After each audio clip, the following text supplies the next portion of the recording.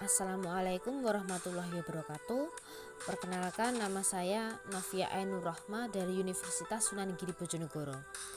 Kali ini saya akan menemani kalian belajar SKI dalam 1 bulan ke depan, menggantikan Pak Ali Syafaat. Sebelum kita mulai pembelajaran pada hari ini, alangkah baiknya untuk kita berdoa terlebih dahulu. Marilah kita berdoa dengan bacaan basmalah bersama-sama. Bismillahirrahmanirrahim. Oke, dan jangan lupa kalian mengisi presensi di e-learningnya masing-masing. Oke, langsung saja kita mulai pembelajaran pada hari ini dengan materi perkembangan Islam di Indonesia. Oke, di slide pertama yaitu situasi dan kondisi sebelum kedatangan Islam. Perubahan sosial di Indonesia terjadi disebabkan oleh persebaran agama Islam beserta sistem politiknya yang ditandai dengan adanya perubahan keyakinan keagamaan dari masa kejayaan Hindu Buddha ke masa perkembangan agama Islam.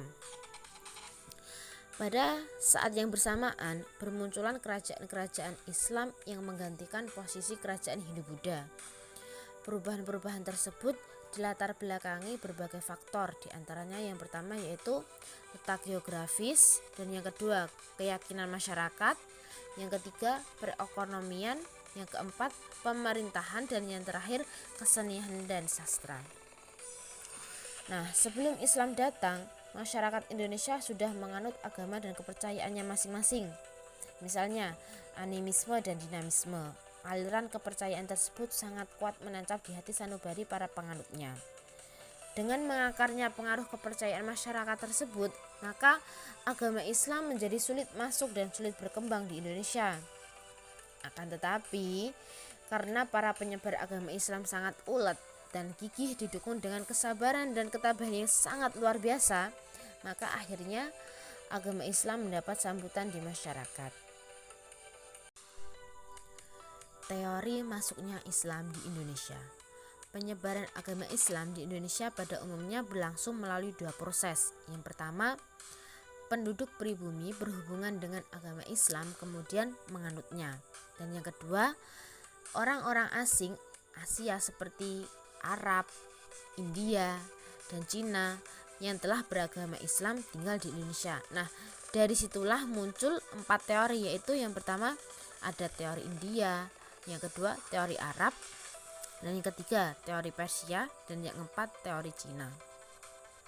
Teori masuknya Islam di Indonesia yang pertama tadi yaitu teori India. Nah, di sini dinyatakan bahwa agama Islam baru masuk ke Nusantara pada abad ke-13 Masehi yang dibawa oleh para pedagang dari Kambay, Gujarat, dan India.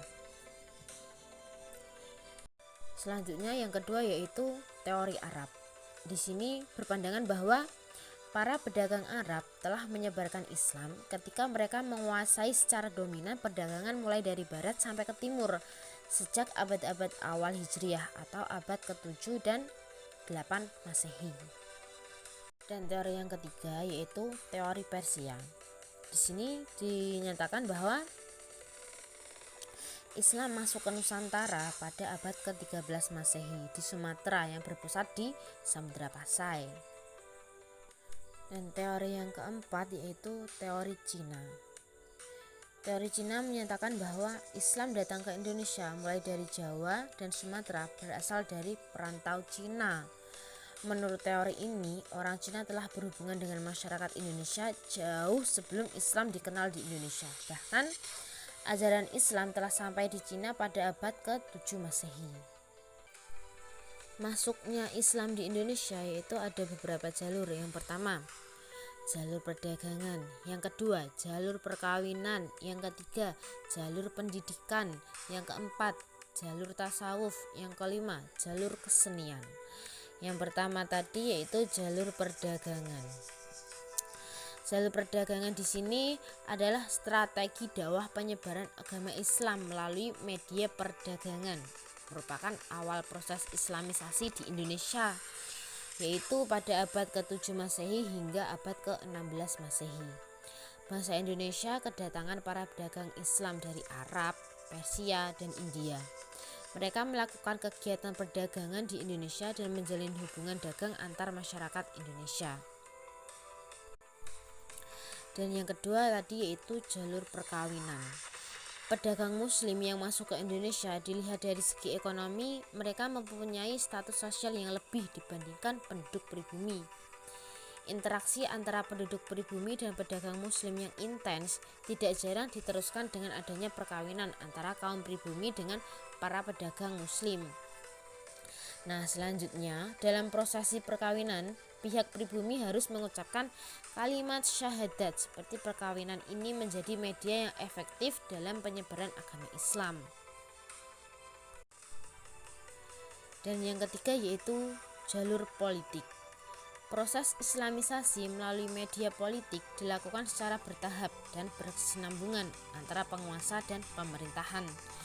Nah, setelah penguasa atau rajanya masuk Islam, hampir pasti rakyatnya juga masuk Islam. Dan yang keempat yaitu jalur pendidikan.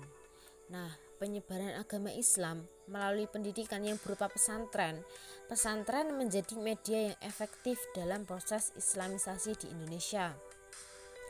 Pesantren selain mengajarkan ilmu agama, juga keterampilan hidup yang lain. Selain itu, juga menjadi tempat menempa ilmu untuk para calon juru dakwah agama Islam. Dan yang terakhir yaitu, ini yang kelima, kesenian. Islamisasi melalui kesenian yang paling terkenal adalah dengan mengadakan pertunjukan seni gamelan dan wayang. Sebagaimana diketahui bahwa kesenian wayang dan gamelan digunakan Wali Songo dalam mengembangkan ajaran agama Islam. Dan ini yang terakhir atau yang keenam yaitu jalur tasawuf. Para sufi mengajarkan tasawuf yang diramu dengan ajaran yang sudah dikenal oleh masyarakat Indonesia. Nah, seorang sufi biasanya dikenal dengan hidup dalam kesederhanaan. Mereka selalu menghayati kehidupan masyarakatnya dan hidup bersama di tengah-tengah masyarakat. Di slide ke-9 ini yaitu fase penyebaran Islam di Indonesia. Ada 3 tahap. Yang pertama, tahap kehadiran pedagang muslim sebelum abad ke-13 Masehi. Dan tahap yang kedua yaitu terbentuknya kerajaan Islam pada abad ke-13 sampai 16 Masehi. Dan yang terakhir yaitu tahap pelembagaan Islam. Dan di slide terakhir ini yaitu faktor yang menyebabkan Islam mudah diterima oleh masyarakat Indonesia. Yang pertama yaitu faktor agama Islam bersifat terbuka. Di sini maksudnya penyiaran dan pengajaran agama Islam dapat dilakukan oleh setiap orang Islam. Dan yang kedua, penyebaran Islam melalui cara damai dan secara terang-terangan ya. Dan yang ketiga yaitu Islam tidak mengenal diskriminasi dan tidak membedakan kedudukan seseorang dalam masyarakat. Yang keempat, perayaan dalam Islam dilakukan dengan cara sederhana, tidak berlebih-lebihan, ya toh. Dan yang kelima yaitu dalam Islam dikenal adanya kewajiban mengeluarkan zakat yang bertujuan untuk menciptakan kesejahteraan kehidupan masyarakat dengan adanya kewajiban zakat bagi yang mampu. Oke, mungkin cukup sekian penjelasan materi yang dapat saya sampaikan. Bila ada kurang lebihnya, saya mohon maaf. Nah, di sini kita sama-sama belajar ya. Jika ada penjelasan dari saya yang kurang jelas, bisa ditanyakan di kolom komentar. Oke, terima kasih. Wassalamualaikum warahmatullahi wabarakatuh.